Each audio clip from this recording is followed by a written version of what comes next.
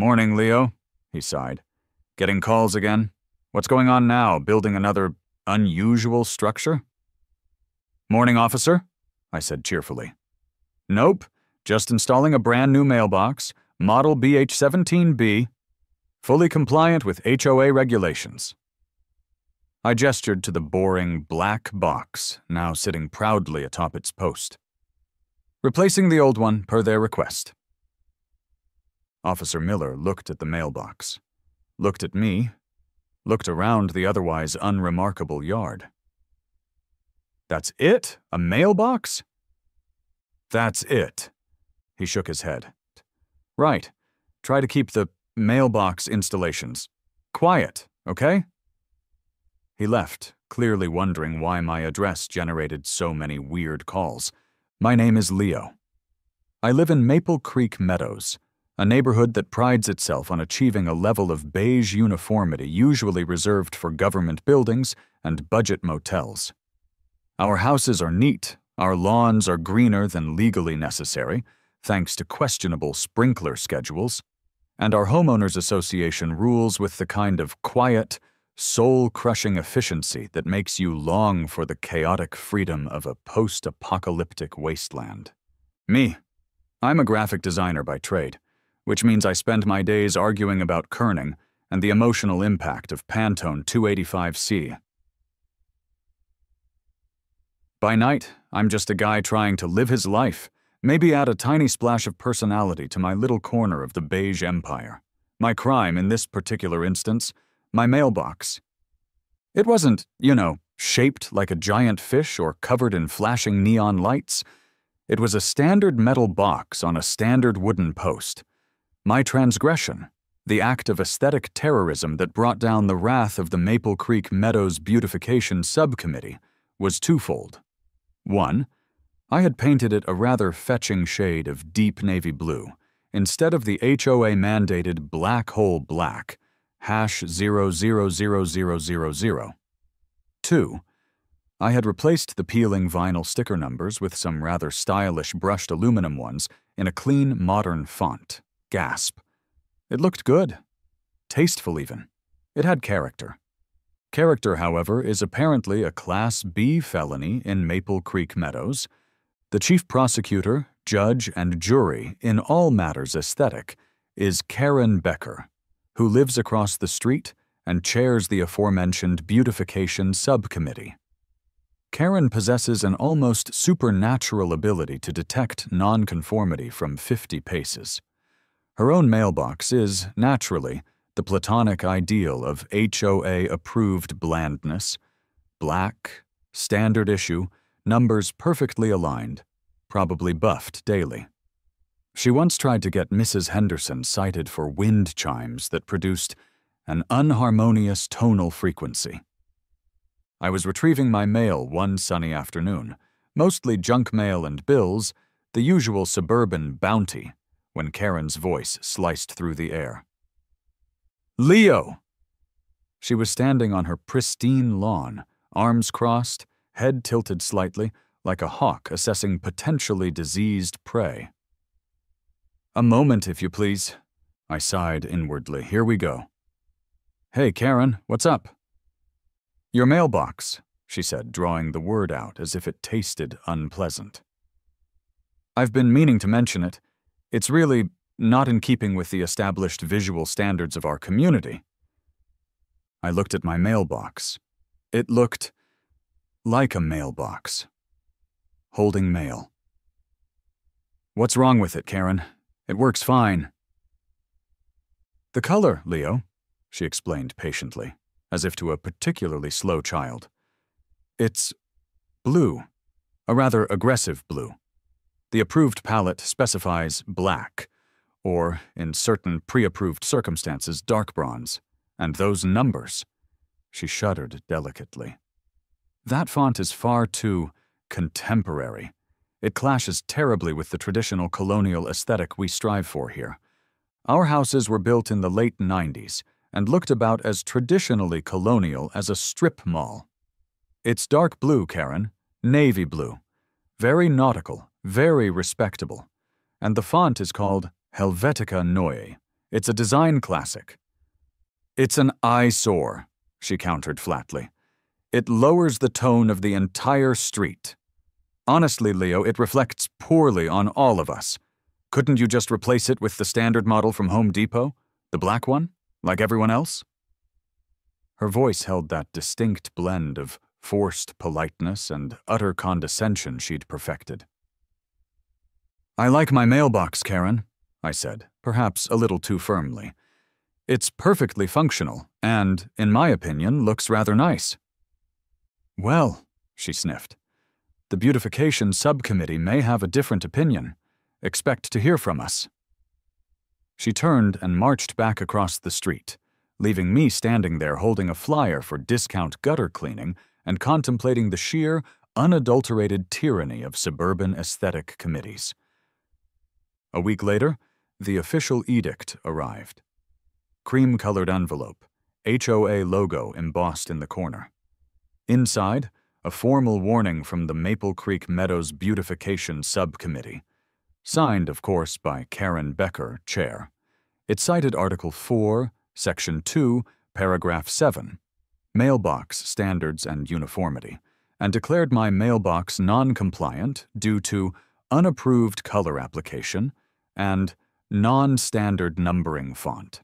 I had 30 days to rectify the situation by replacing the mailbox and post with model hash BH17B, standard black rural mailbox, or face daily fines of $25 until compliance was achieved. $25 a day. For a blue mailbox with nice numbers. I crumpled the letter, then smoothed it out again, rage simmering. Replace it. Fine, I'd replace the damn mailbox. I'd get the ugliest, cheapest, most soul-crushingly bland model hash BH17B they sold. I would comply with their stupid rule down to the last regulation screw. But the area around the mailbox, the bylaws were surprisingly vague about that. Section 9 covered lawn ornaments and decorative features, setting height limits, 6 feet maybe, and requiring natural appearance, but offering few specifics beyond prohibiting items deemed offensive or detrimental to community harmony. An idea began to percolate, an idea born of sleep deprivation, caffeine, and pure, unadulterated spite. An idea feathered, taloned, and ready to ruffle some serious HOA feathers. I wouldn't just replace the mailbox. I would give it a guardian, a protector, a large, intimidating, possibly animatronic protector. Karen wanted visual harmony?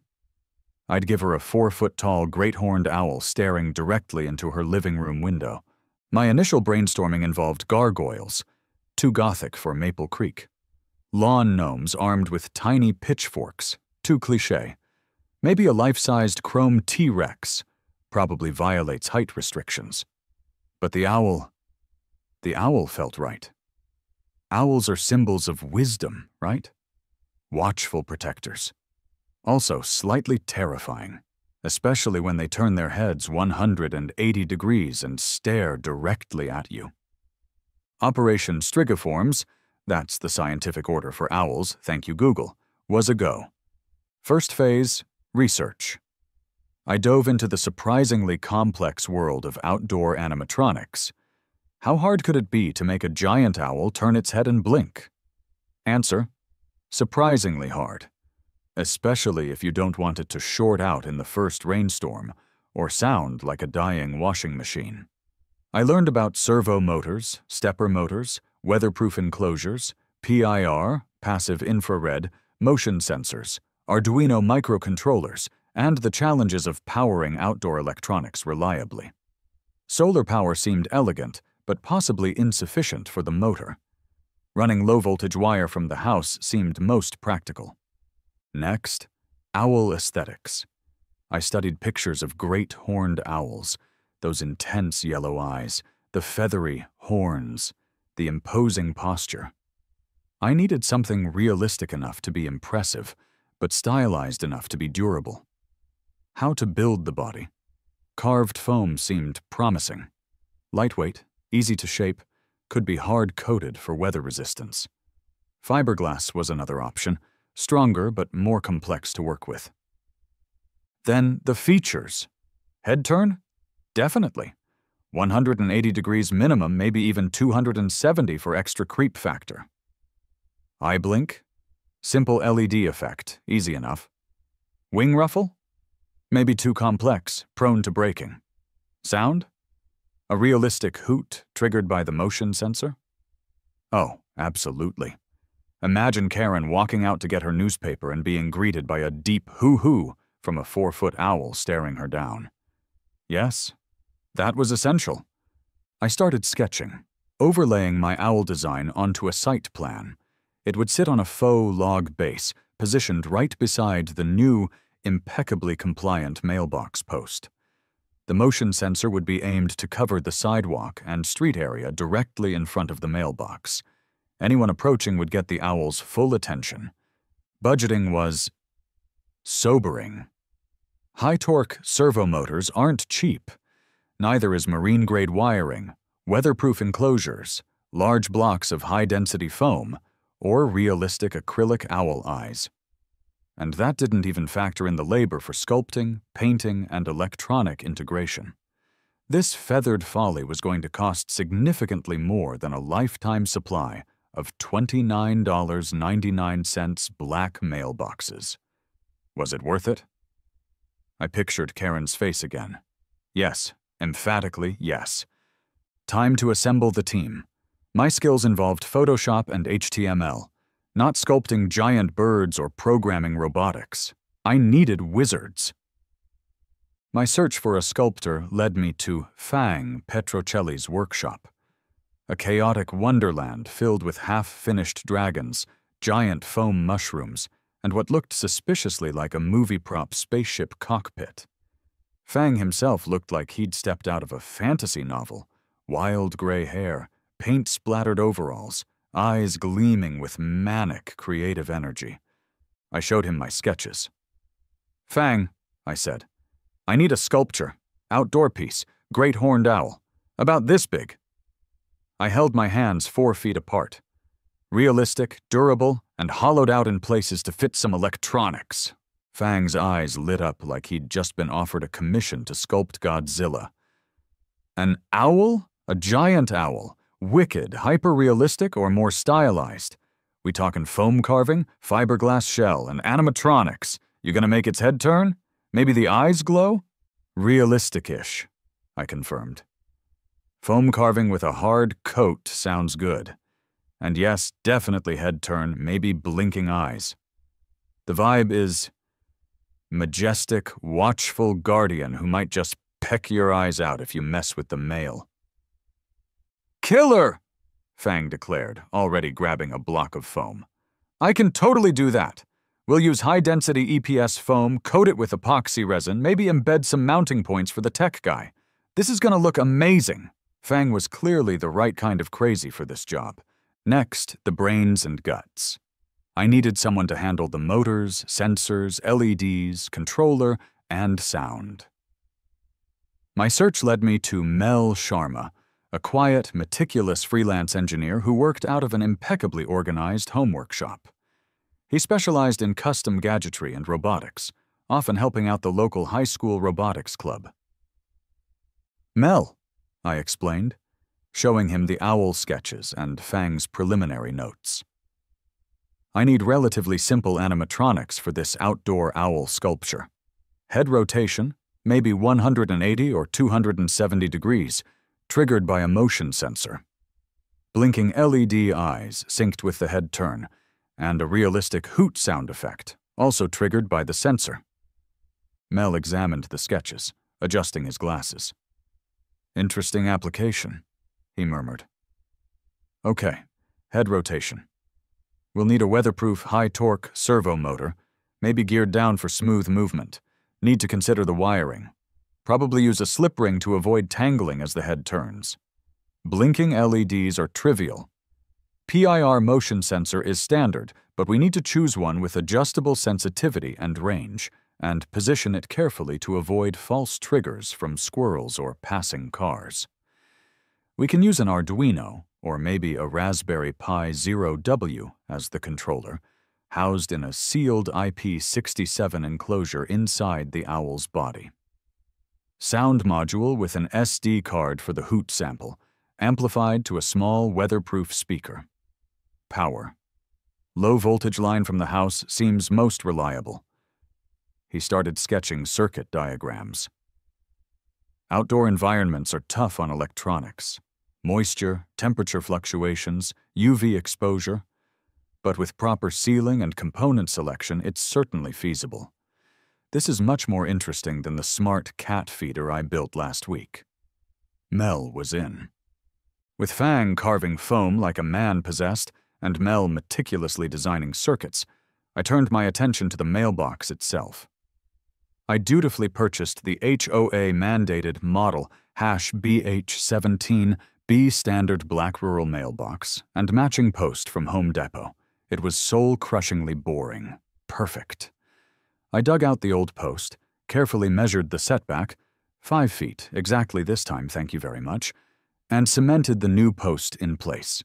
Progress reports trickled in. Fang sent photos of the owl taking shape. First a rough bird-like form, then intricate feather details carved into the foam. Mel sent videos of the head mechanism smoothly rotating on his workbench, the LED eyes blinking with eerie realism. He'd found a fantastic great horned owl hoot sample online. Then came integration. The massive, hard-coated foam owl body was transported to Mel's workshop. He spent days carefully installing the motor, the sensor, hidden discreetly beneath the owl's chin feathers, the speaker, tucked into the chest cavity, the LEDs behind the acrylic eyes Fang had sourced, and the sealed enclosure containing the controller board. Wiring it all together inside the cramped, hollowed-out owl was, he admitted, a bit fiddly. Testing revealed the inevitable glitches. The first motor Mel tried was too weak to turn the heavy head smoothly. Upgraded motor. The hoot sounded tinny. Upgraded speaker. The motion sensor sometimes failed to trigger if approached too slowly. Adjusted sensitivity. The LED eyes occasionally blinked out of sync, giving the owl a disturbing wink. Debugged code. It took patience, tweaking, and several late nights for Mel, but finally, the electronics were performing reliably. The owl returned to Fang's studio for its final transformation. Fang was a master painter. He airbrushed layers of browns, grays, and whites, meticulously recreating the intricate barring and mottling of a great horned owl's plumage. He added texture, highlights, shadows. When he was done, the effect was stunning. It looked uncannily real, except for the fact that it was 4 feet tall and made of foam and electronics. While the owl was getting its paint job, Brenda must have sensed a disturbance in the force, or maybe just saw the new mailbox post. She called code enforcement again, reporting suspicious activity and potential unpermitted construction at my address. Officer Miller, yes, the same one from the lighthouse incident down the street, this town needed more cops, showed up, looking resigned. "Morning, Leo," he sighed. "Getting calls again. What's going on now, building another unusual structure?" "Morning, officer," I said cheerfully. "Nope, just installing a brand new mailbox. Model BH17B. Fully compliant with HOA regulations." I gestured to the boring black box, now sitting proudly atop its post. "Replacing the old one, per their request." Officer Miller looked at the mailbox, looked at me, looked around the otherwise unremarkable yard. "That's it? A mailbox?" "That's it!" He shook his head. "Right, try to keep the mailbox installations quiet, okay?" He left, clearly wondering why my address generated so many weird calls. Little did he know.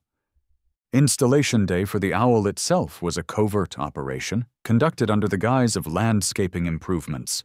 Mel and Fang helped me carefully transport the massive bird, surprisingly light for its size, thanks to the foam, but bulky, and its faux log base to my front yard. We positioned it right beside the new mailbox, bolted the base securely to concealed concrete footings I'd poured earlier, and ran the low-voltage power cable through a discreet underground conduit back to an outdoor outlet near the house. It looked magnificent and utterly insane. The giant owl loomed protectively over the pathetic little black mailbox, its piercing yellow eyes staring straight ahead, head poised as if ready to swivel at any moment. It completely dominated the front yard landscape. It was glorious. We were just running a final systems check. "Okay, Mel," I whispered. "Arm the motion sensor." Mel tapped his phone app. We stood back, admiring our creation. Right on cue, Karen's car pulled into her driveway across the street. She got out, juggling grocery bags. She glanced towards my house, probably expecting to see the offending blue mailbox gone. Instead, her eyes landed on the 4-foot owl. She stopped dead in her tracks. As she stared, mouth slightly agape, she must have drifted into the sensor's precisely calibrated range. With an almost silent whir, the owl's head rotated a full 180 degrees, fixing its intense yellow eyes directly on her. The LEDs blinked, once, twice. Then the sound erupted, clear and deep in the quiet afternoon air. "Hoo, hoo, hoo!" Karen shrieked. A genuine blood-curdling sound dropped her grocery bags. Apples and oranges rolled across her driveway, stumbled backwards, fumbled for her car door, and scrambled back inside, peering out from behind the steering wheel like she'd just seen Bigfoot riding a unicorn. Mel, Fang, and I looked at each other.